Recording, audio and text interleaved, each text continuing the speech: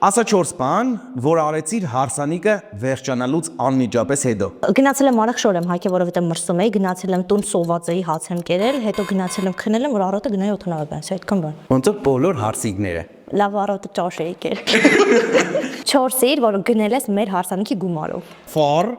շիտ։ Արեստավորի պո, էլի եմ պանարը, մի րոպե, մեկ է